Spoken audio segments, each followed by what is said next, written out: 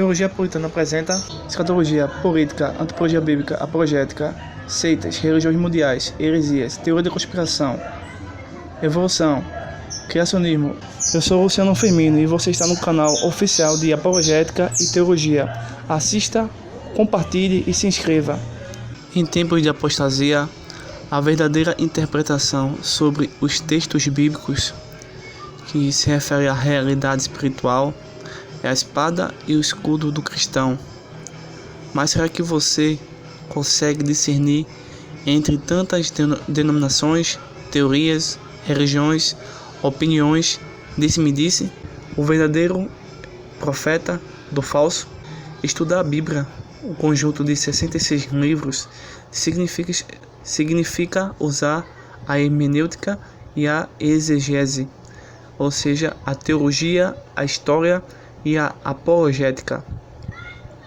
Por isso criamos o canal Teologia Puritana em defesa da fé bíblica, para você entender como provar ou examinar ou analisar os espíritos conforme 1ª Carta de João, capítulo 4, verso 1 ao verso 3. Portanto, assista, se inscreva e compartilhe. Neste vídeo, que é uma continuidade da série Seitas e Heresias, nós vamos ver aqui pequenos quadros separadamente, falando e concluindo a parte do catolicismo romano. Teríamos muito mais conteúdos, mas o tempo e a oportunidade daremos a um outro momento.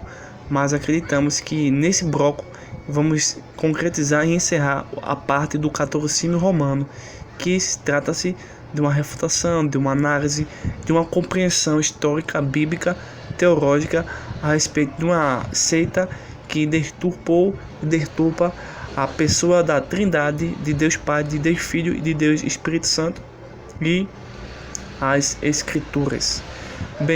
Nesse primeiro quadro que vocês estão vendo no seu visor, tem o seguinte: a verdade sobre o catolicismo. Então, nesse primeiro quadro que eu estou aqui passando para vocês, diz assim: muitos católicos dizem que a Igreja Católica é a mais antiga, e com isso eles afirmam que essa é a verdadeira igreja, tá certo? Mas estamos percebendo que não trata-se disso e nunca foi.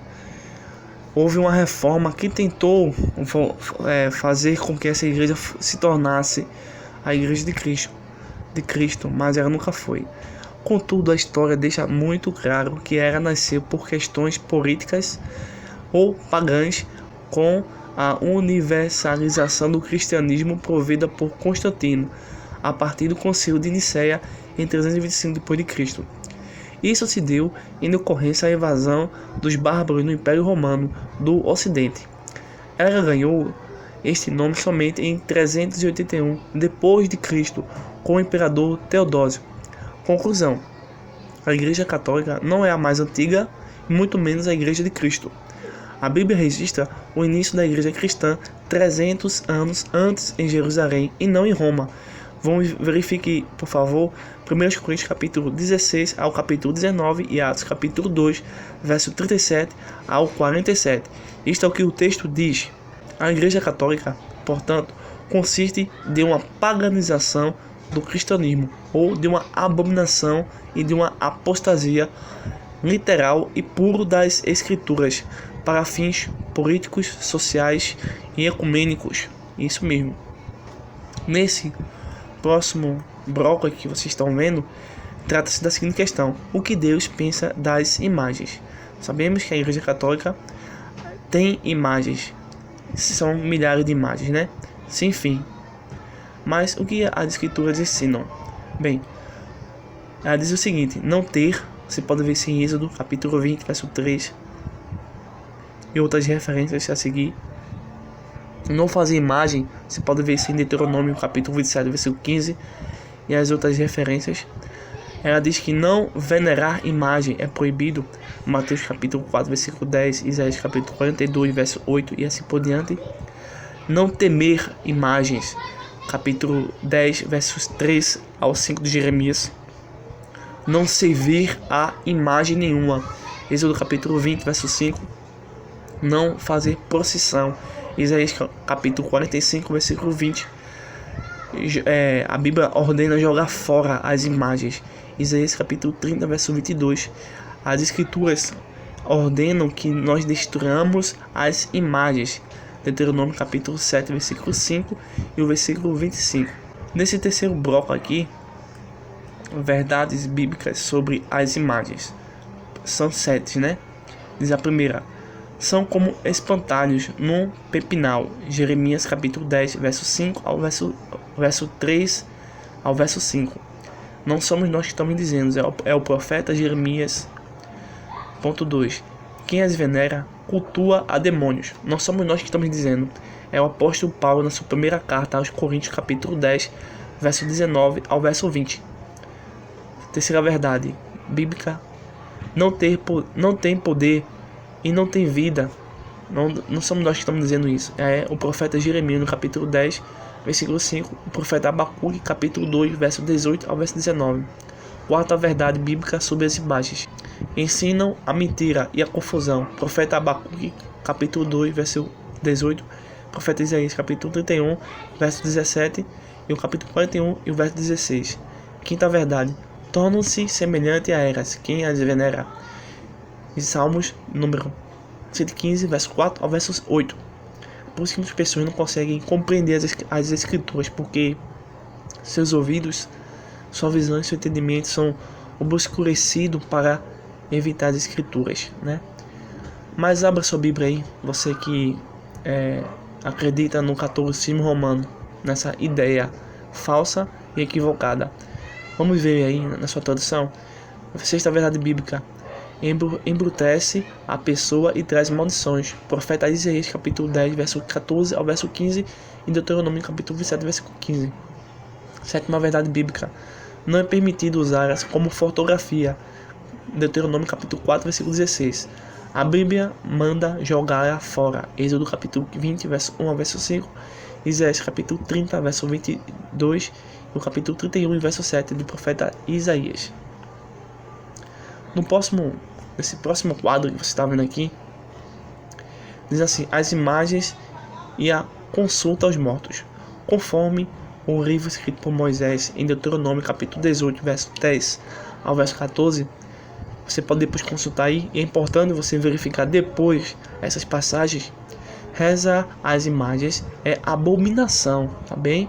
É uma abominação a Deus, pois induz a pessoa a consultar aos mortos, uma vez que a imagem representa uma pessoa morta, que eles chamam de santo. Pense o seguinte: se a pessoa está morta e aguarda a ressurreição, como ela poderia interceder pelos vivos?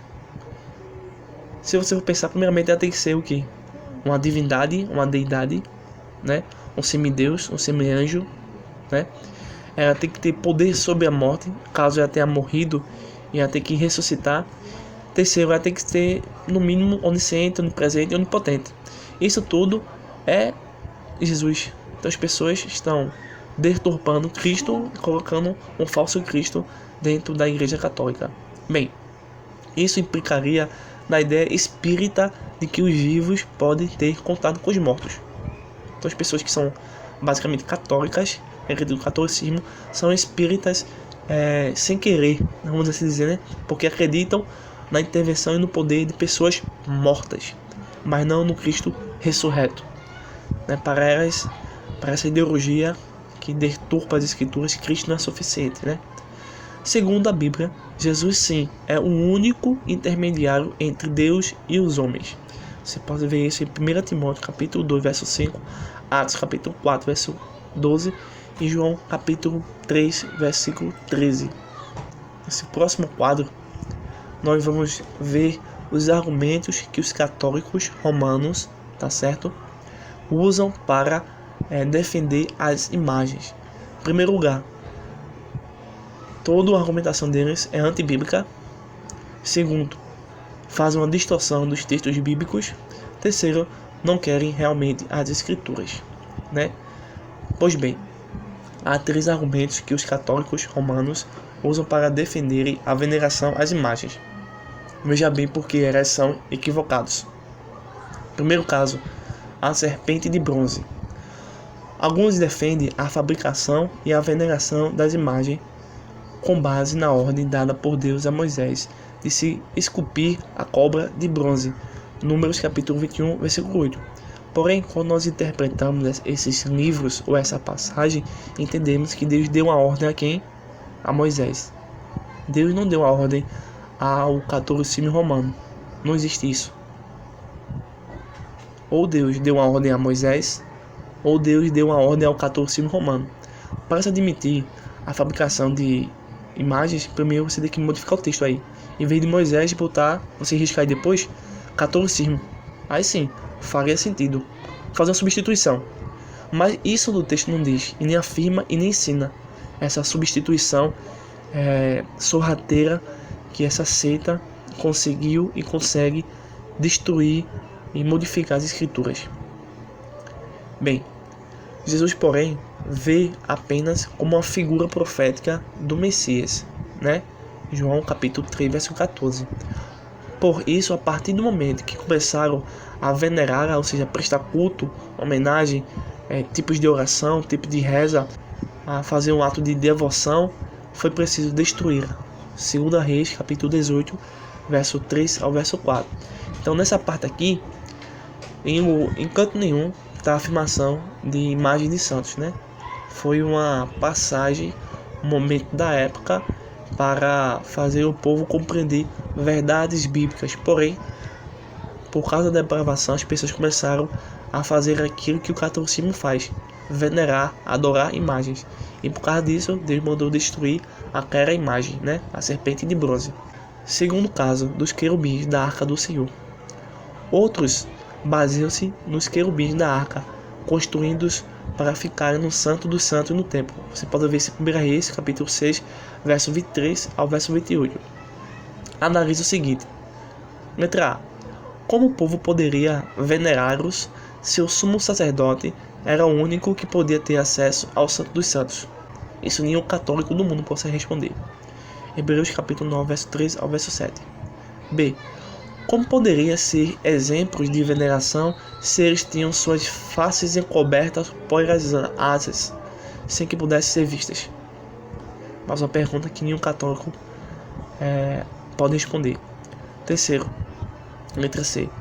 Os anjos condenaram a sua veneração. Apocalipse capítulo 19, verso 10, e o capítulo 20 e o verso de número 9.